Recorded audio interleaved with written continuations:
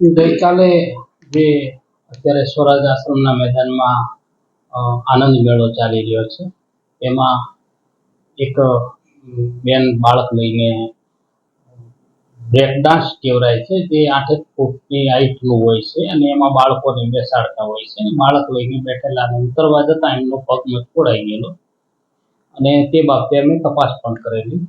એ ગુજરાત મનોરંજન કર અધિનિયમ 1977 મુજબ એમાં જોઈન્ટ વ્હીલ, નાવડી, break dance, dragon train, bouncy, mini train, caterpillar એ બાળકોના અલગ અલગ રાઇડ્સની આવે છે મનોરંજન માટેના, અને એમાં અત્રેથી પરમિશન આપવામાં આવતી હોય છે કે ભાઈ બાળકોના મનોરંજન માટે એ થાય છે. અને પછી તપાસ કરતાં માલુમ પડ્યું કે ભાઈ એ બેનને પગની મોચ આવેલી છે, અત્યારે એમને સારું છે, કોઈ દવાખાને દાખલ થયા કે એવું નથી, અને ઇલેક્ટ્રિક ખામીના કારણે કંઈ થયું હોય એવું પણ નથી. તેમ છતાંય પણ આગળની તપાસ હજી ચાલુમાં છે અને પીઆઈ પોતે તપાસ કરી રહ્યા છે.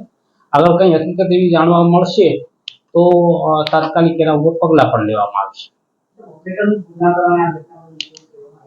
અત્યારે એવું કંઈ જાહેર નથી થયું કે ઓપરેટરના ભૂલને કારણે, પણ એમાં એવું છે કે જ્યારે એની હાઈટ બી ઓછી હોય છે, હાઈટ એટલી બધી હોતી નથી, અને બાળકને લઈને સ્વાભાવિક લેડીઝ ઉતાવળમાં કદાચ નીચે ઉતરે તો આવું બની શકે. અત્યારે એવું તારણ છે, પણ એવું લાગશે કે ભાઈ ખરેખર ખામીના કારણે થયું છે, તો તપાસ ચાલુમાં છે અને એના યોગ્ય પગલાં લેવામાં આવશે એના ઉપર.